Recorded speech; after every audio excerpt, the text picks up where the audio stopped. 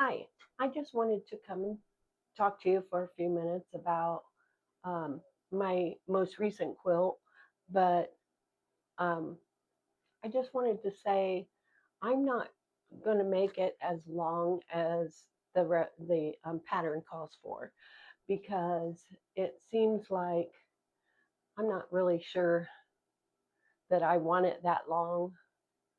Of course, if I did, I could go ahead and make a bed quilt out of it, but I really didn't want to make it that big. I thought I would just put um, maybe a 2 or 4 inch wide border on it and then a binder. Not sure what color I want to go with the back, um, you know, a, for the backing. Um, but I'm thinking I might just want it to be more simple and maybe not. And it's this one. It's the Inman Park, and I can put the video up or put the camera up so you can see. And it's really getting rather big, and it's it's pretty. I like it, and it's a pattern that I really wanted to do way longer than you know a while. I mean, for a couple, probably back in the summer. This is February right now. And so back in the summer, I was really wanting to get started on it, but just didn't know where to begin and didn't know if I had enough scrap. Well, obviously, I had tons of scraps, but I didn't know if I had enough pieces, enough to make 30 rectangle pieces out of each one, or 28 out of each one, or 25. I think I'm not real sure, but I think it called for 28 rectangles of each different color of fabric or print or whatever. So, excuse me, I have to grab something. So, this is what I ended up with. And this pile here that I have are little white pieces of fabric that I had that were left over. And I wrote the row numbers on them so I wouldn't get confused. It's easy to get the rows mixed up. And sure, you can figure which ones go because one has like two white or two color, one white, one color, three white or three colors, one white, one color, and so on, and it kind of goes in a pattern. Like one will have four, it'll have one white and four and two white, and then four color, two white, four color, two white. I wrote them out because I didn't want to keep referring to my phone for the because I never did print off the instructions, so I just copied them. That's how we did things in the old days. Keeps your handwriting skills up, and that way you can really get a feel for it. When I don't know about you guys, but when I write things down, I remember them. And so, real quick though, I wanted to tell you I labeled every one, but when I labeled each row, since there's 49 rows in the whole thing, I went all the way up to, I was thinking 42, I believe it is, because I was going to leave the 7 at the bottom off so I could make a throw and have it be just a little longer than it is wide. So I think it's like um, 60 wide. I think it's going to be like 60 wide. So um, inches, that is. So anyway, each row, I also wrote a number at the bottom. So it may be row 20 in the sequence, but I also have printed instructions for rows 1 through 12 because that's when you start repeating the the instructions, is when you get to 12. Um, I believe after 11, after row 11, the instructions said to, um, it said to, let me read it here. I'm looking at my written instructions, and I went back and referred to the ones in my phone as well when I was on a break, and it said, repeat 1 through 12 3 times. So that gives you 36 rows, or yeah, I believe that's 36 rows. And then after that, it says 1 plus add then your one row of 1 white and 5 colors, which would be the longest color section. And then, so down at the bottom, I did that. But I went to, it starts over again at 36. So I wanted to go, since I was supposed to put them together, and I did in the order.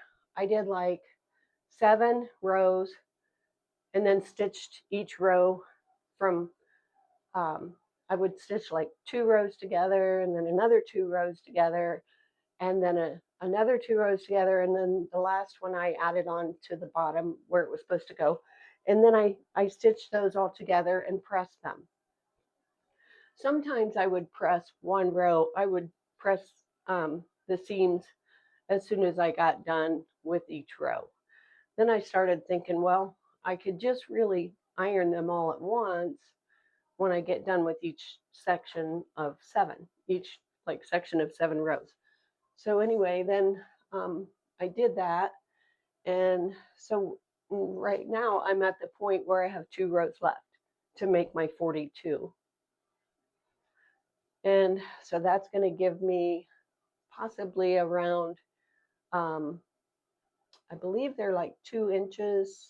No, they are, when they're finished, let me check it real quick.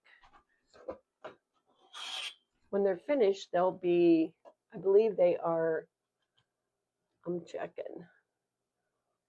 1, 2, they're like 1 3/4 or 1 7/8 each one. And so you can figure out how many. Actually, these look like they're 2. And I don't know how, no, they're not 2. They're 1.5 because they have, each one is 1.5 because you're starting with a 2-inch by 3-inch piece of fabric. And so you come up with a 1.5 inch in length on each one. So 49 of those you can figure out. You can multiply it and figure out 1.5 inches by 49. And then you include, by the time you get your maybe 5-inch border, 4-inch border, or whatever you decide on, then you have a nice sized row if you're only doing 42. And plus, I think I'm just tired of stitching row after row after row. It does get kind of tedious, even though it's fun to do. And for a while I was doing the rows, I would lay them out on the table so I could refer to them to make sure I didn't have a bunch of repeating colors, because I noticed when I first started that was what was happening. So hold on 1 second, I'm going to check something. So I wanted to show you, I went ahead and counted my rows, and I need 1 more. So I'm not done yet. I thought that I was, but I only have one more row, and that one has like 3 colors. And I wanted to show you something important. When you're picking your colors, you want, I had spoken about this before, you want, if I have 3 colors, I want to make the most vibrant colors with the most contrast to the white on the outside. So it would be like a dark color, and then maybe a low volume color, and then another dark color if you're having 3. So it's going to be 3 colors. So I'm going to put these face down, as you'll see. I'm going to put these face down. And the first ones in that row are 3 colors. So I've got my 3rd color. I'm going to put it face down. And then it says, and I'm on this one. And another rule of thumb that I use is if I have my directions marked like row 5, 6, 7, and 8, I put a line in between them to keep them separate. But on the row that I'm currently working on, I'll put a clip on the edge of the paper right in front of that. Plus, it holds my papers together. So then I put those three face down. I'm going to have those three, and then it calls for one white and then 5 colors. So I'm going to go over to the table. I stacked my one white. I'm going to go over here and choose the best colors that, go together good, that leaves, um, that's not like the last one I pinned up. So if you go over here and look, the one that I pinned up has solid black and fabric with some car on it that has green and red. You can't see it, but I'm not going to move my phone around right now to show you. So I want something that's not going to be the same as either of those colors on the bottom row. And then over here on the bottom row, I want something that's not going to repeat any of those colors. I came too close with the purples here, but I'm not unstitching. I'm not ripping stitches right now. So I'm going to go over here and I'm going to pick, let's go with a blue and maybe a honeycomb. So I have this blue fabric that I cut. I didn't fussy cut anything, I just cut. So then we'll pick maybe a green with roses. And then if I have too many solids, I try to break them up as well. So let's pick this one because it's gray and black, and then the green. So we'll come back over here. There's 4. Oh, I need one more. And I already got a blue. Let's go with something a little more,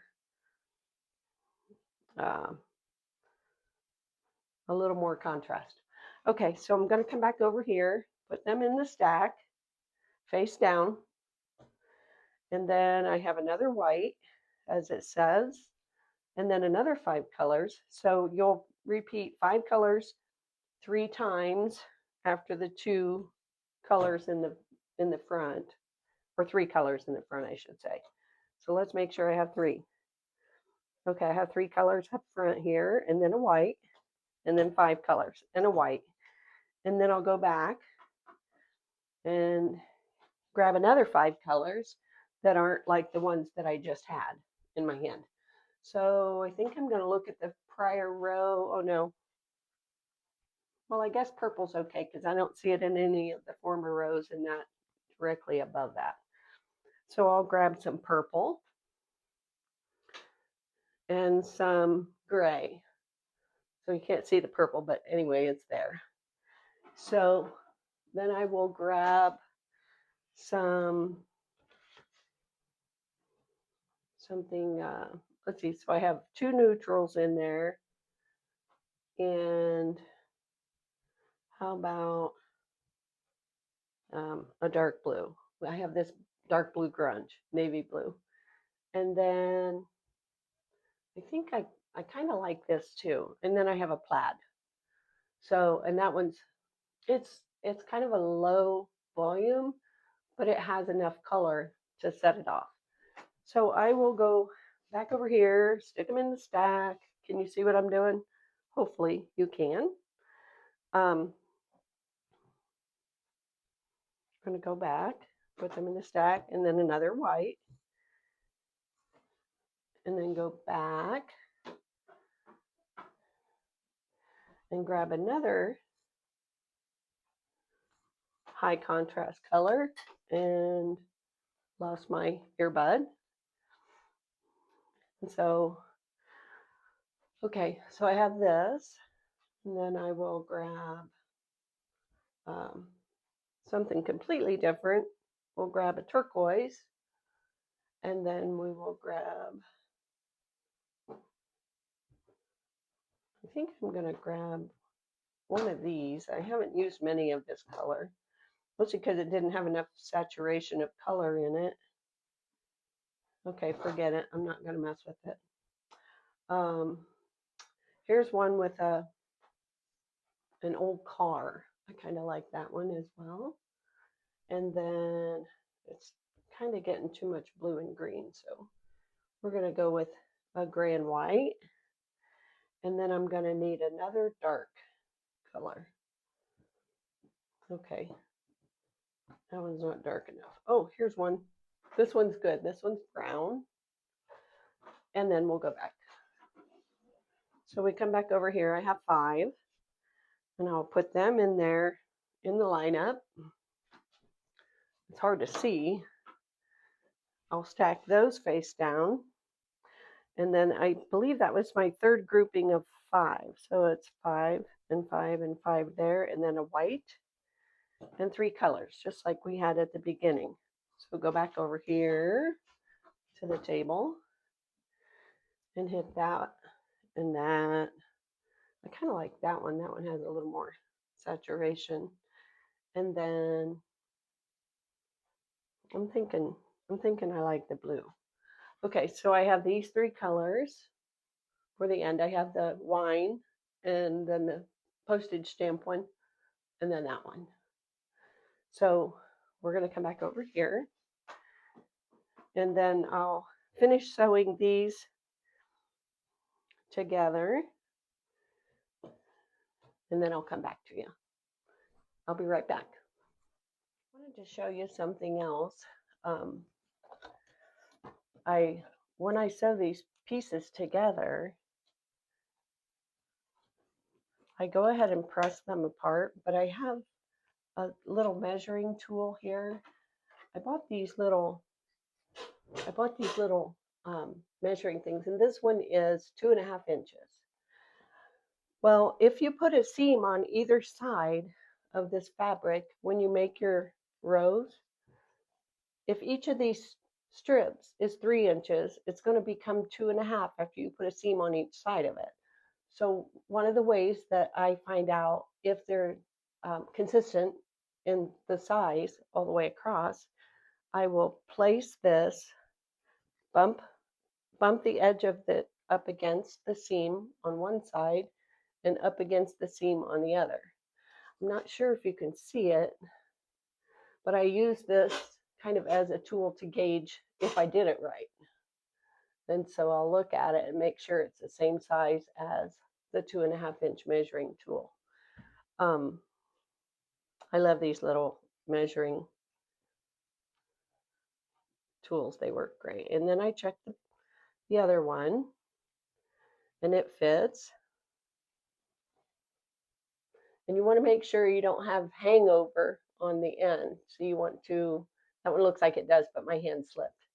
Okay, so that one is the same, and then it's the same on both sides. And you'll see when you're doing it, you'll get the hang of it. But it kind of like cradles right into in between. If you put it on the stitch side where your seam allowances are, if you put that tool in there, it should come out. It shouldn't waver or be too much off if you're using a 1/4 inch seams. I ordered a 1/4 inch seam tool, one of those little things that shows you, because it seems like I have a hard time keeping everything at a 1/4 inch. I just tend to kind of like my seams will go wonky. They'll go like a little off from one end of the 2 inches to the other. And not sure what I'm doing wrong, but if you'll look at this one, it almost looks like it goes like it's an arch. It's not really laying right. But once I get it ironed, and then I may have to, I'm going to touch up, because if you look real close, you might be able to see it better on the white on white. That seam is not consistent all the way across. It's smaller here. It's probably closer to a 1/4 inch on this side than it is over here. So I'm going to just redo it. And I'll start with coming from the skinny seam allowance. You probably won't be able to hear me right now, but I got the bottom 2 together, the bottom 2 rows, and after that, then I'll hook up um, the bottom 2 after that and put them together, and that one and that one and that one and that one, I guess. So I have 1, 2, 3, 4, 7, 8. I guess I have 8. So because I went all the way to the end of the pattern, not the end, but the where it has like 5 across. Because if you want to keep consistency in the top and the bottom.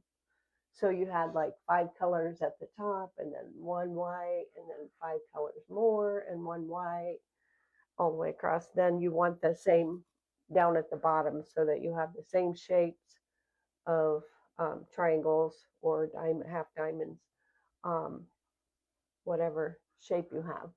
So, and while I was pinning, I went ahead and laid my seams open, and I'm so glad that I did. I just wish that I had done it all the way throughout the quilt, because it just looks so much better. It just lays nice and flat, and we'll see after I connect the rows how it lays nice and flat, and maybe maybe tomorrow I'll get my quilt um, border on around the edges, and I still haven't settled on a color.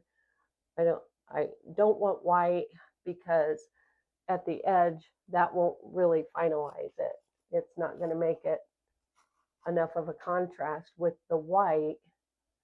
So I was thinking of a colored border, and I don't know if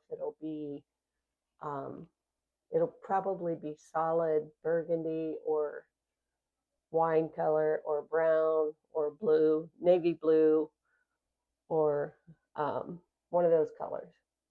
But I wanted like a good contrasting color to everything else that was on it. So you guys let me know what you think, and um, we'll go from there. I think it'll probably be okay unless I pick the wrong color for the border. So it's been nice visiting with you guys, and sorry I had to make this short because I need to get this finished today if I can. I'd kind of like to have all my rows connected. So um, I've enjoyed making the videos, and I think I'll take off and sew this row and get it completed. So thanks everybody for joining me, and hopefully I can get it done by tomorrow. So y'all have a nice evening. It was 50 degrees here in Indiana today. So I was outside in the sun for a while with the cat, just kind of sitting there chilling. And so we needed it. We needed the sunlight and the warmth. So hopefully it'll continue. It looks like for the next 10 days it's going to be a lot warmer. So maybe we'll be done with the ice and snow. So anyway, happy sewing. Bye.